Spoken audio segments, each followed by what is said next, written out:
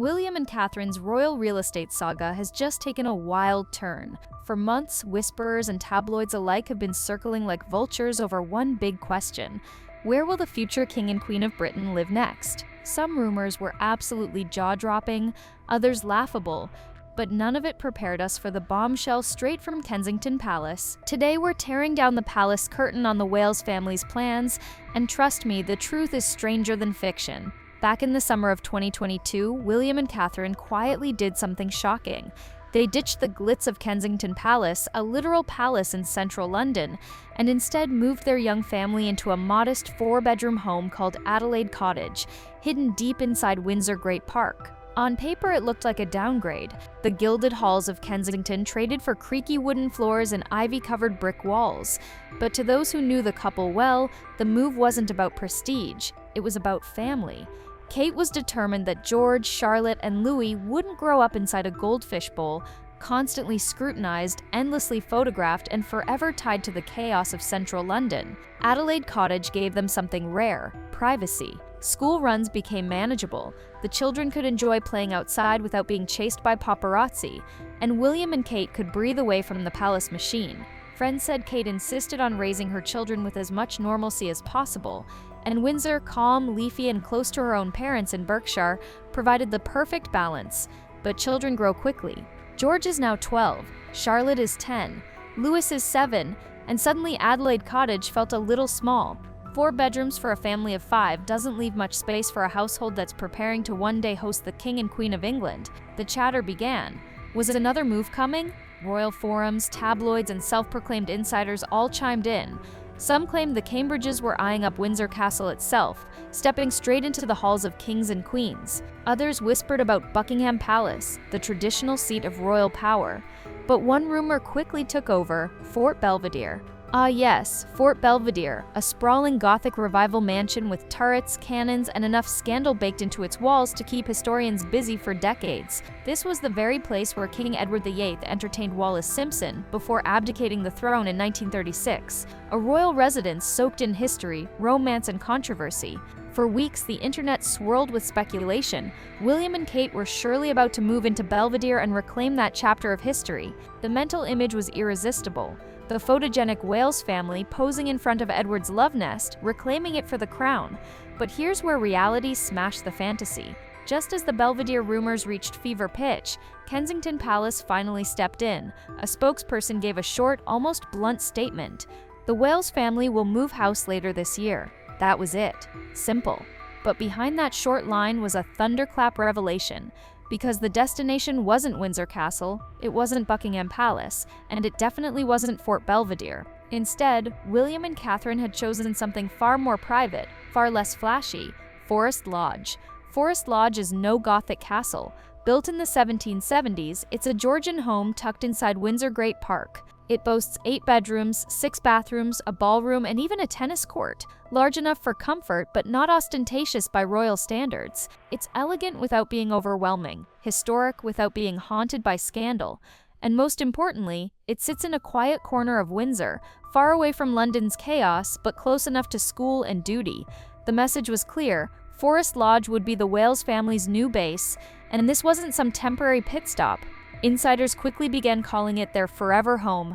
That phrase alone shook royal watchers, because it means that even after William becomes king, the couple isn't planning to move into Buckingham Palace. They're planting roots here permanently.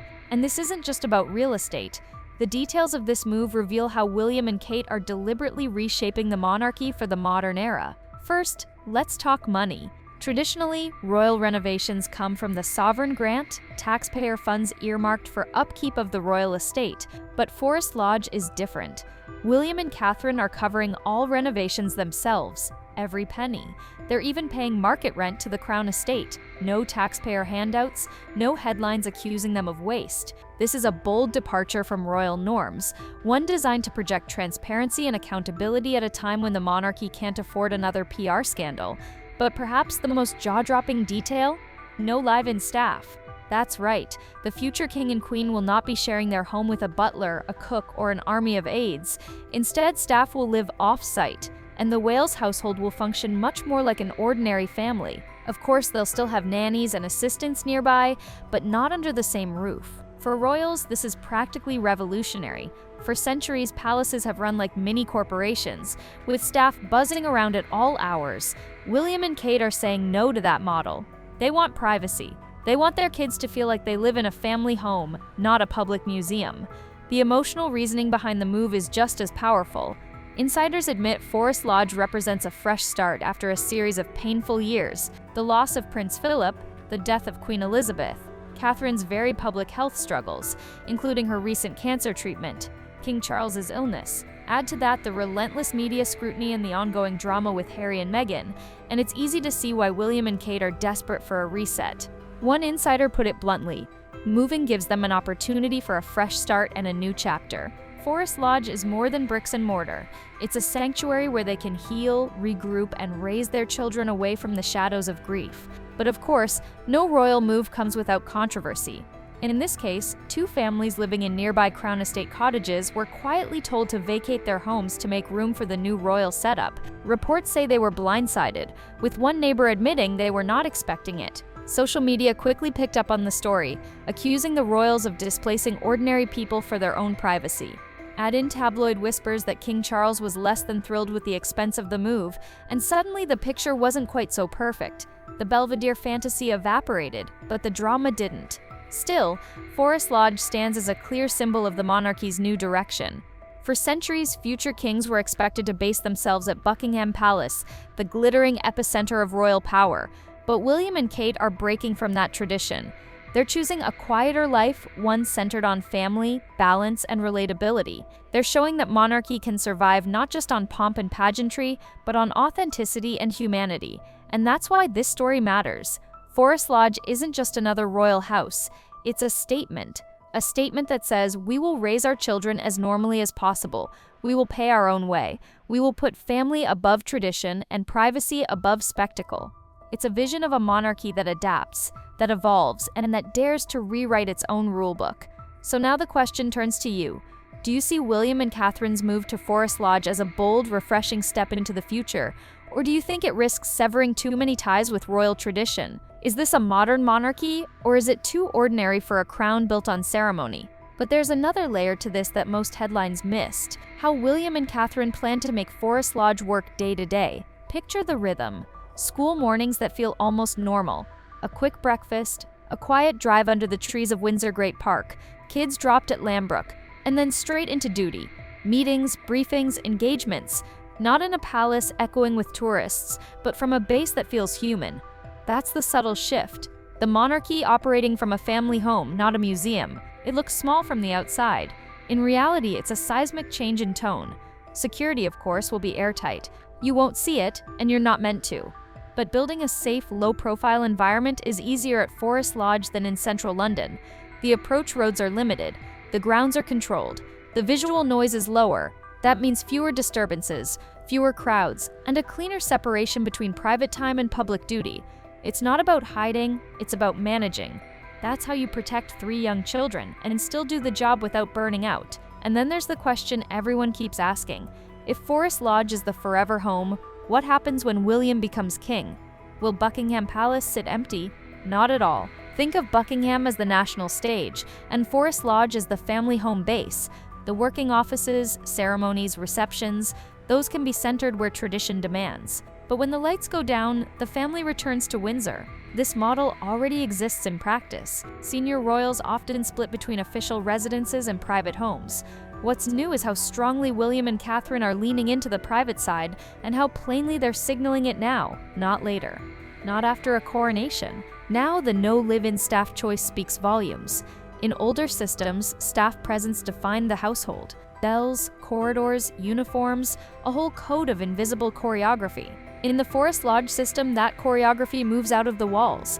The work still gets done. Nannies help, chefs can be brought in, protection officers do their jobs, but the hum of constant service won't fill the rooms. The children won't grow up feeling like guests in their own home. They'll see their parents at the kitchen table. They'll run down the hall and not bump into a footman carrying a silver tray. For a future king and queen, that's radical. Critics will say this is an optics game. Maybe, optics matter, but consider the bigger picture. The late Queen's strength was steadiness. She met the nation's gaze for 70 years and barely blinked. William and Catherine can't copy that world because that world is gone. The cameras don't turn off. The internet doesn't sleep. Privacy has to be built now, not assumed. Forest Lodge is their blueprint. They're creating a bubble where the family thrives, so the public role stays strong. It's not anti-tradition. It's tradition adapted to survival. The comparison to past royal homes invites a history check. Windsor Castle has been a royal anchor for nearly 1,000 years. Monarchs escape there in war, grief, and plague. In that sense, William and Catherine aren't breaking with the past. They're tapping into its deepest current, retreat to regroup, then return to serve. The late Queen spent much of her later life at Windsor because it worked. The difference is the scale. She stayed in the castle. William and Catherine are easing into a home that looks and feels like a family house. Same strategy, modern instrument. Let's talk about Fort Belvedere because that rumor refuses to die. It's a dramatic property with a dramatic story. But its myth outgrows its usefulness for a young family. You don't fix a modern monarchy by tying yourself to the most controversial address you can find. Belvedere's allure is history's whisper. Forest Lodge's strength is tomorrow's promise. One is a headline, the other is a plan. Public reaction has split into 3 camps. First, the parents. Millions of them who nodded in instant recognition. They see the school runs, the sports days, the homework, and they get it. They read no live-in staff and hear, "We want our kids to feel normal." That lands. Second, the traditionalists who worry about drift. To them, a crown lives in palaces. Full stop. Forest Lodge feels quiet. To that group, the answer is simple. Ceremony will still live where ceremony belongs. But a family needs a hearth, not a stage. Third, the skeptics who always follow the money. Paying rent and funding renovations privately is the clearest reply that William and Catherine can give. They're closing the door on an old argument. The home is theirs to pay for, not yours to fund. There's also an emotional calculus here that's easy to miss if you read only the headlines. Kate's health reset the family's priorities, not in a theoretical way, but in the kind of lightning that rearranges a horizon. Big houses don't matter when someone you love is vulnerable. What matters is time, consistency, quiet, a front door you can close and breathe behind. Forest Lodge is not just a choice, it's proof they've learned the lesson nobody chooses to learn. We should also consider the Middletons' quiet role. Geography isn't just convenience, it's support. Grandparents a short drive away is an anchor many families would kill for. School events, weekend visits, holidays, those layers of normal life feed resilience. The monarchy has always been family business. Forest Lodge makes that real by expanding the circle of stability around the children. In a world that watches their every move, expanding stability is almost an act of defiance. And what about work? This isn't a retreat from responsibility. If anything, the cadence becomes more effective. Windsor to London is a manageable commute. Many engagements lie west of the city anyway. Digital briefings, hybrid meetings, regional visits. Modern royal work looks less like standing in one palace and more like moving through the country with purpose. So the public will still see them, often, but the base will be healthier. A healthy base strengthens service. That's the entire logic.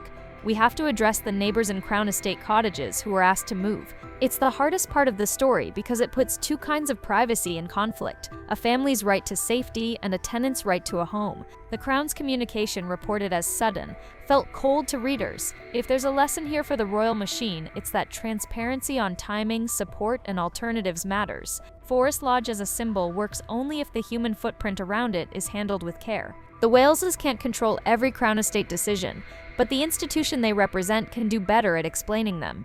Zoom forward with me. Picture the year William becomes king. The coronation pageantry dazzles at Westminster Abbey. Crowds flood the mall. Buckingham's balcony moment delivers the classic photograph the world expects. Cameras fade. The family drives west. Under the trees, back to the home where math homework still waits, and a family dog presses its head against the doorframe. The monarchy does not shrink in that picture. It deepens. It says we can do the ancient things at the ancient places, and we can do the human things at home. That balance is the only way this institution survives a century that eats public figures alive. You can already see how this will shape their public image. Less aloof, more anchored. Less ceremonial for ceremony's sake. More service with a why. School mental health campaigns. Early childhood work. Support for carers. These causes make more sense when the public believes you also live in a house where cereal spills and science projects fail. Authenticity can't be staged. It grows in rooms that aren't mic'd. Forest Lodge is a room like that, and for those who fear this is the end of spectacle, Relax. Tradition doesn't dissolve because a family keeps its private life private. Trooping the color doesn't go away. State banquets don't vanish. Investitures continue. The symphony of ceremony remains. Forest Lodge just means the tuning takes place in a quieter hall. In fact, the quieter the tuning, the stronger the performance on stage. There's a final point worth making about leadership style. The great royal gift isn't simply endurance, it's judgment. Knowing when to lean on the old scaffolding and when to build a new beam. William and Catherine are signaling that their reign, when it comes, will stand on beams they've chosen. Privacy, responsibility, and family-first realism. Those beams may look plain compared to gold leaf, but plain wood holds a roof just as well, and often longer. So yes, the story started with rumors, castles, cannons, and scandalous echoes. It ends with something quieter and braver. A decision that says, we heard the noise and chose peace anyway. Forest Lodge will not trend every day. It will not make gossip headlines every week. It will, if this plan holds, raise 3 children who know the sound of birds in the morning and the feel of a home that's theirs. And from that kind of home, service can stretch farther, steadier, and kinder. That's the bet. That's the blueprint. And that's why this move matters more than a postal code. Because the crown doesn't just sit on a head. It sits on a house, a table, a set of values. William and Catherine are choosing which table they'll set for the next chapter. It's made of wood, not gold. It's sturdy. It's theirs. And if the work of the crown is to endure, then choosing a table that lasts is not just modern, it's wise. So tell me this, does Forest Lodge look small to you, or does it look strong? Is this the monarchy shrinking from view, or settling its foundations where they belong? Drop your answer in the comments. Let the debate breathe. And if you're still with me, give this video a like so more royal watchers can join the conversation. We'll keep following the story. Not because of the wallpaper or the window count, but because every choice like this reshapes the crown you think you know and the future we'll all witness together.